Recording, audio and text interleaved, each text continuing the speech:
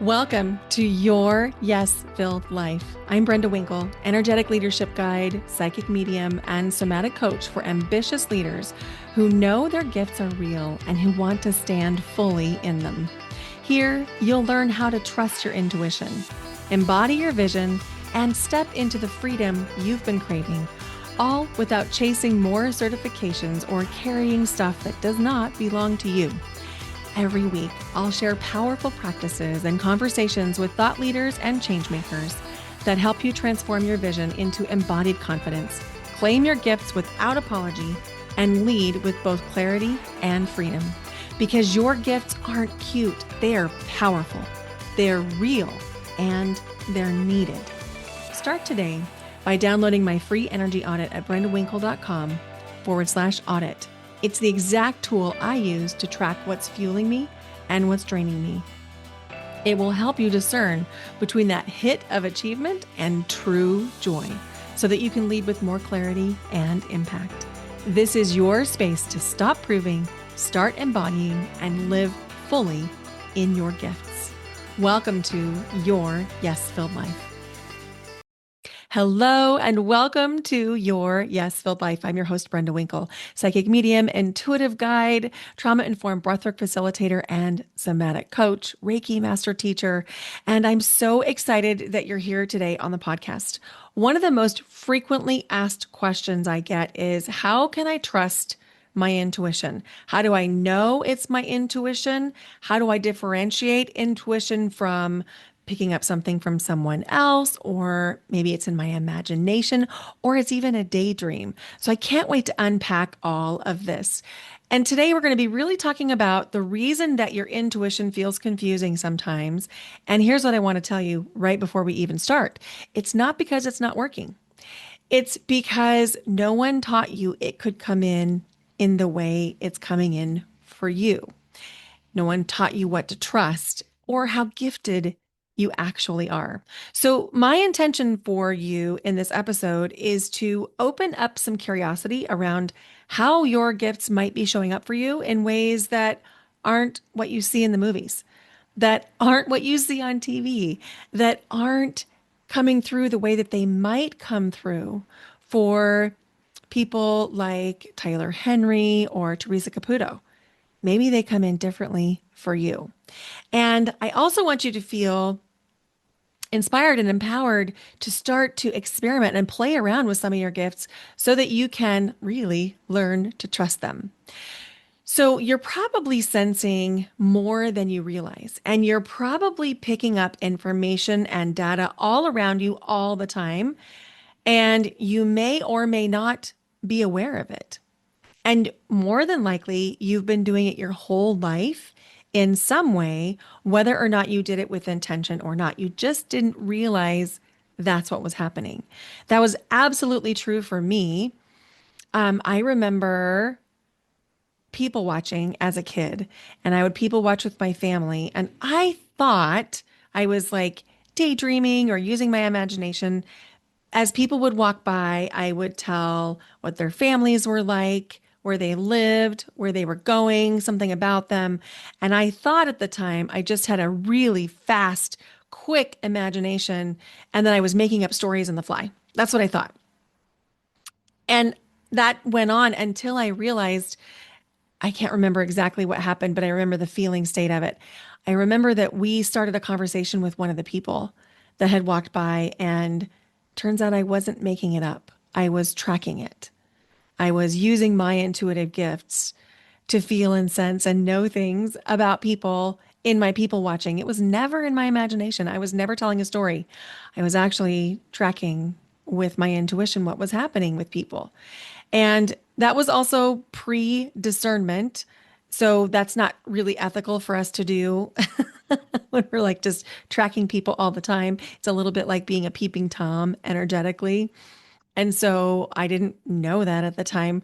And now I do, which is why I'm mentioning it, because we do want people's permission before we track their energy, unless we're tracking just really high level.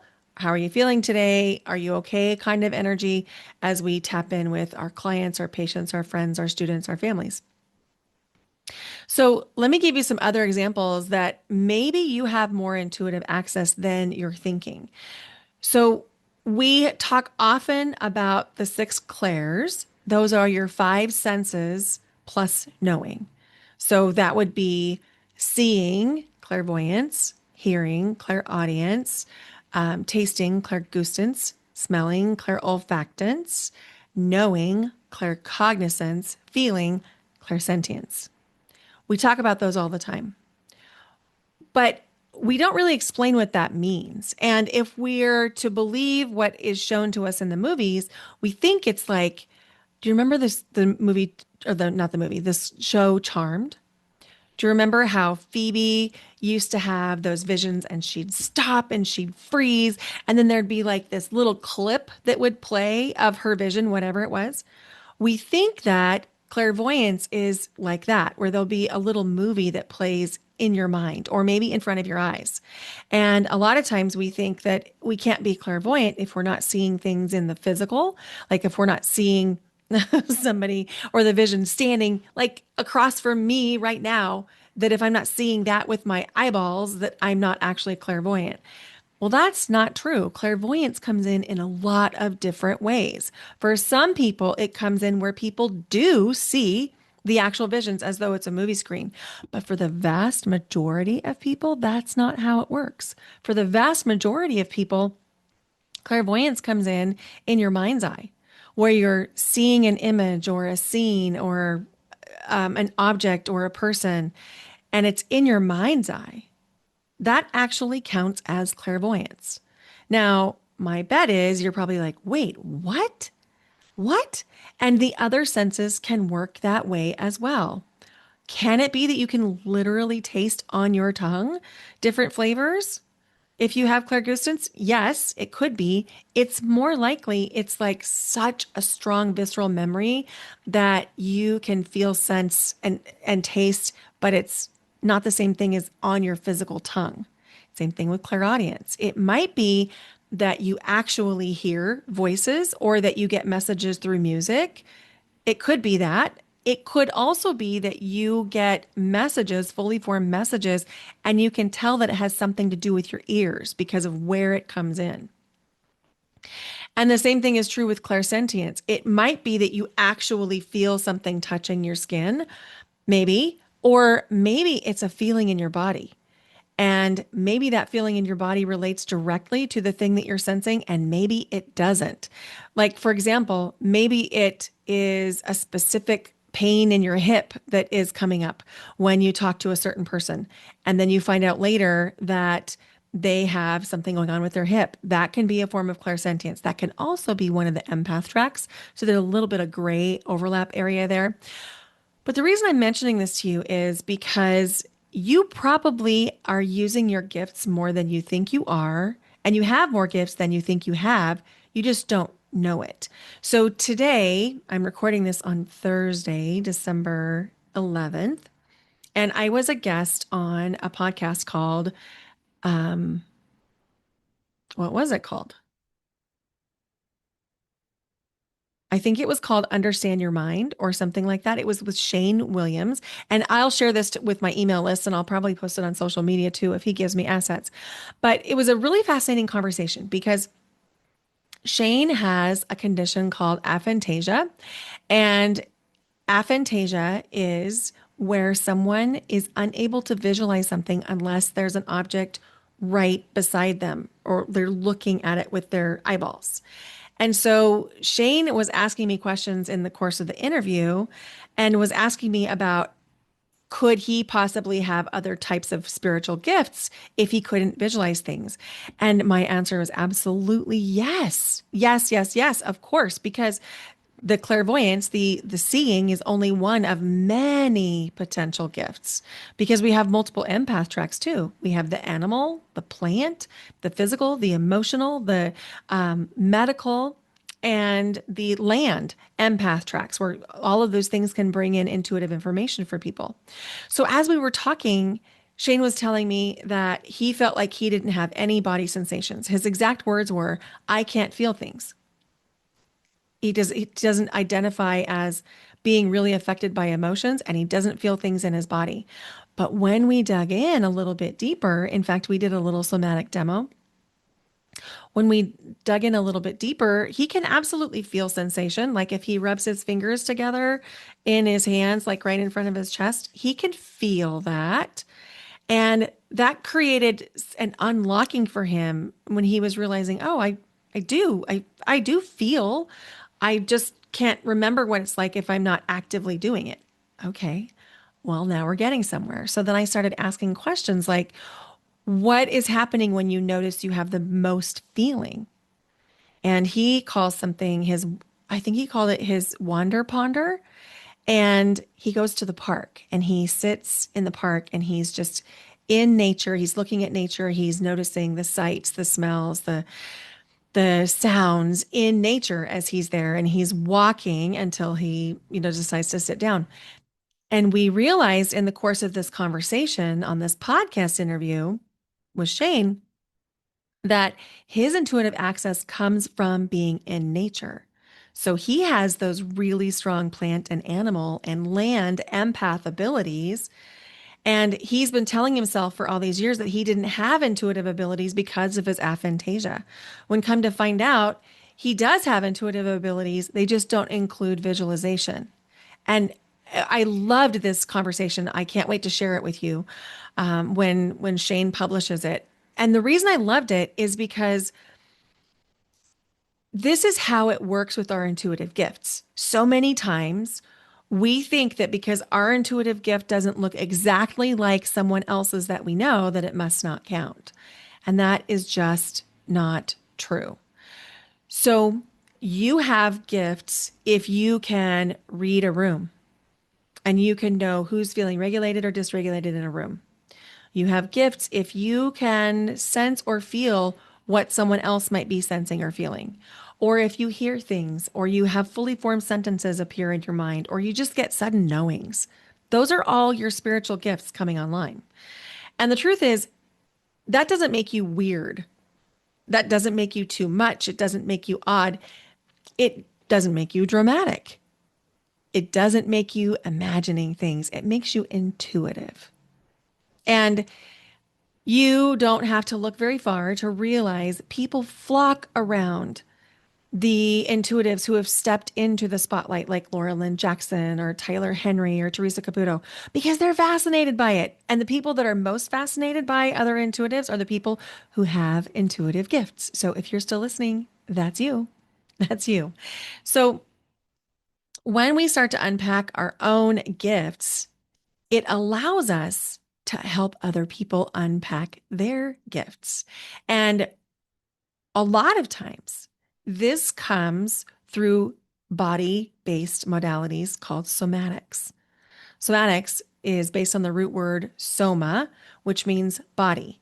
And whether or not you identify as having clairsentience or the physical empath tract, oftentimes the body is the unlock. We hold so much wisdom in our body. Think about how many nerve endings are on your head from like the base of your chin to the top of your head. And now compare that to how many nerve endings you have from the top of your neck down to your feet. If we're only using the brain and the mental field to get information, we're missing out on probably 90% of the other information that's coming in. And so this is a really important identity shift that I would invite you to make right now. You are intuitive if you're listening to this podcast, if you're curious about this podcast, if you're drawn to me in this podcast, you are intuitive in some way, shape, or form. And I want you to remember the story that I opened up with, where I used to think I was imagining things when I people watched, only to find out I was actually using one of my gifts. Most often, the thing that comes so easily for you is the thing that you're like, oh, yeah, that's just what I do. That's just who I am. No, I mean, yes, it is who you are, but that's also your gift. Just because it comes easily to you does not mean it's not a valid and valuable gift. Okay, invitation to step into that. So, These are the three most common spiritual gifts that I see people having that they don't know that they necessarily have. So this would be the claircognizance, that knowing that just arrives. That's the certainty that an appointment's not going to hold, or that's the certainty that you really have to go on this street instead of that street, and then you find out there was a major traffic pileup. This is often dismissed as, well, I'm probably wrong, or I'm probably making it up, or something like that. So if that sounds like you at all, this is, by the way, super quick and dirty, like really fast action about describing these. Of course, we're going to go much more in depth in the intuitive somatic healing certification, but this is just giving you an idea of the ways you probably are already accessing your intuitive gifts. Clairsentience is this feeling. Now, a lot of times when I talk to people, they first of all have never heard of clairsentience. I think that's the most common thing. And then when I say it's the feeling, they're like, "Oh, I don't that's not me. I don't feel that." Well, if you can feel the field change, like for example, you walk from one room into the next and you can feel that energy difference, that's part of clairsentience. This can also be that you get a body-based sensation when something happens. Maybe it's a flash from your belly of fear when a certain person comes onto the elevator with you. If that's ever happened to you, that is part of your clairsentience going off. I know that's for sure happened to me. Or suddenly you feel heaviness, or suddenly you feel really, really light.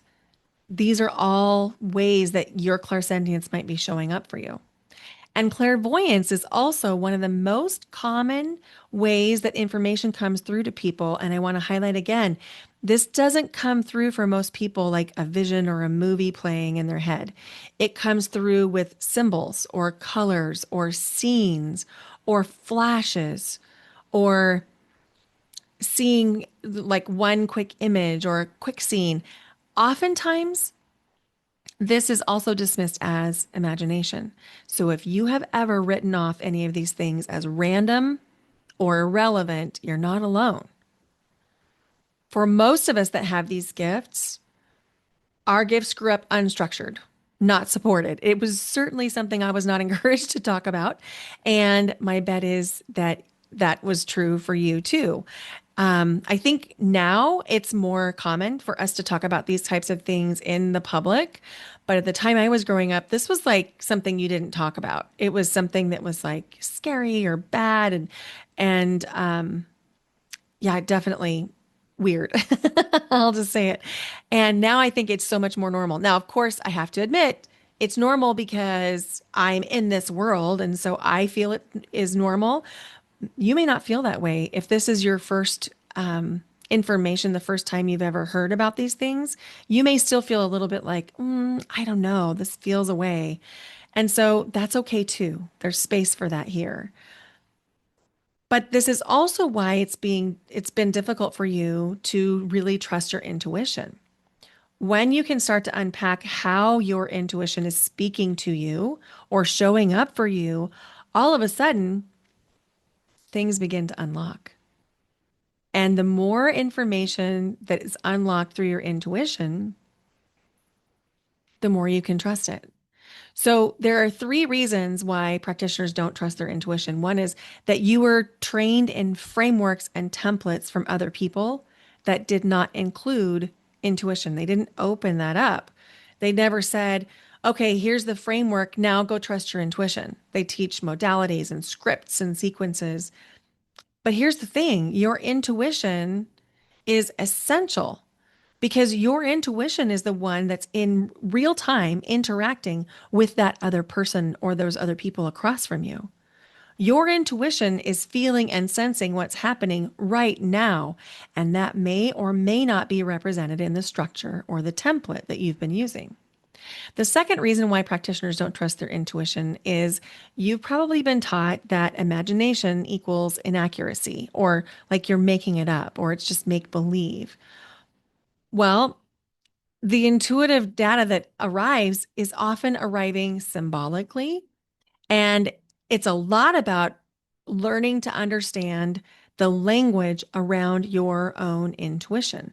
I know that for me, the more intuitive work I do, the more sessions I hold, psychic and mediumship sessions, the more I'm developing my own dictionary so that when I see a specific image, I know what it means. And so you'll hear people talk about this too. If you're following psychics or mediums or intuitives on TikTok or Instagram, they will say things like, "Well, I saw the image of the whale and this means going deep," and so on and so forth. That's their unique dictionary. Maybe that's going to be how yours comes in, but more than likely, you're going to need to spend some time understanding and practicing and iterating to know how does that information come through for you. And the third reason why most practitioners don't trust their intuition is you're afraid. You're afraid of overstepping, overstepping. You're afraid of projecting or doing harm. Now, here's the thing I really want to emphasize.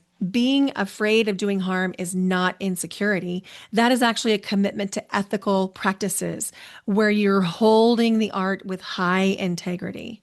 And ethical practitioners make the best intuitive practitioners. And this is a big part of what I'm grounding into the intuitive somatic healer certification. We're going to be talking about these ethics. We're going to be talking about how do our own implicit biases affect how we're showing up and how we're working with our clients. So, what happens when you start to trust what you're sensing is your sessions get clearer.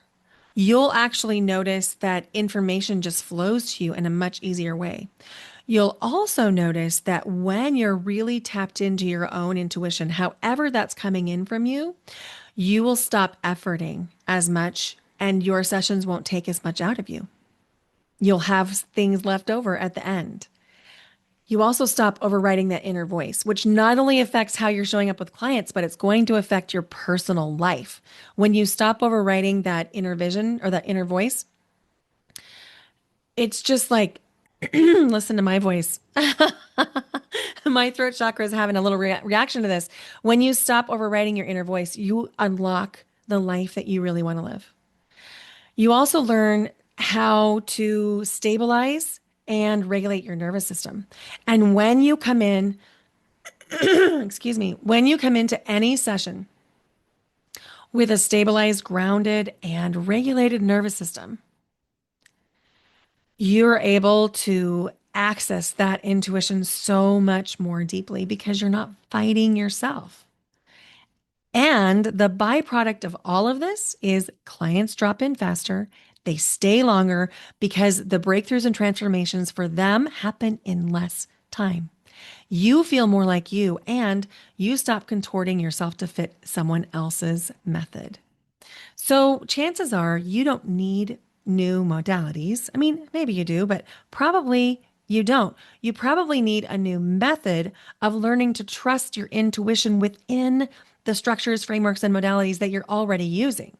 You want a way to structure your gifts so they already have that way of groundedness, that way of feeling, I'm centered, I know what to do, I know what to say, so that they stop feeling chaotic. And when your sessions don't feel chaotic and they start feeling more precise, you're going to feel differently about hosting them. And then that's when it gets really fun because your client base begins to grow and word of mouth travels. So, I want to give you one body based tool to use this week to activate your own intuition.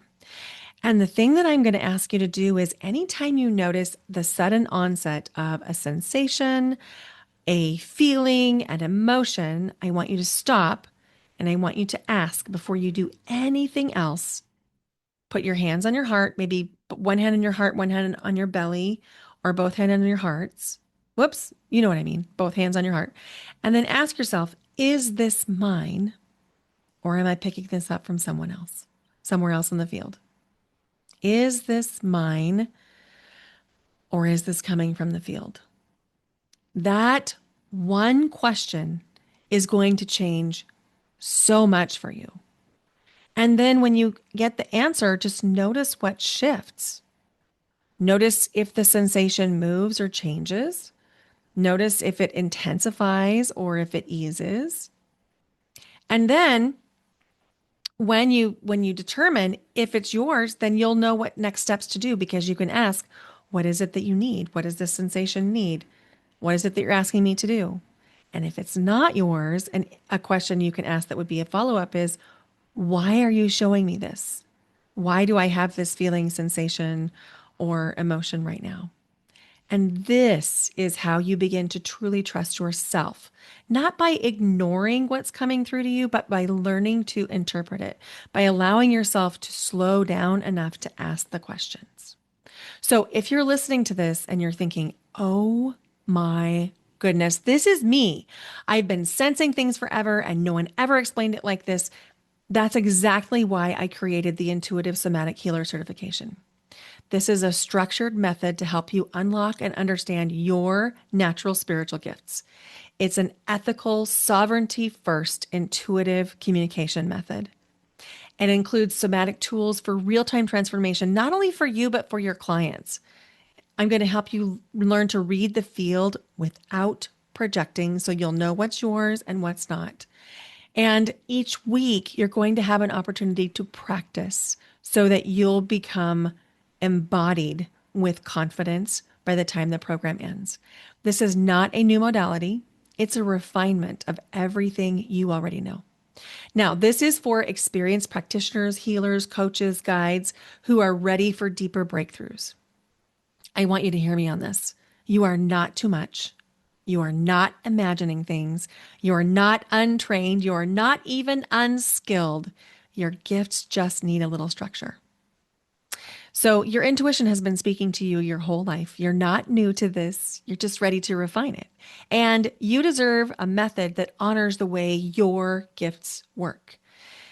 If your body softened hearing this, that's your yes. The link to apply, well, there's no application for this. The link to enroll is in the show notes, or yeah, it's in the show notes because I created a Google Doc and I'm not sure if I'm ready to build a sales page for it yet because I'm still tweaking the Google Doc. And the thing I really want you to hear is you're not bad. You're not weak. You might be weird, but it's the cool kind, the really good kind of weird. And you're super intuitive. And your next chapter is calling. Thank you so much for listening today. If you enjoyed this, would you please share it with people that you care about? And if you loved it, would you please give the rating or the show a rating and review wherever you're listening? It means so much to the podcast, and it's one of the best things that you can do to help the podcast grow. Thanks for being here. Bye for now. Until next time.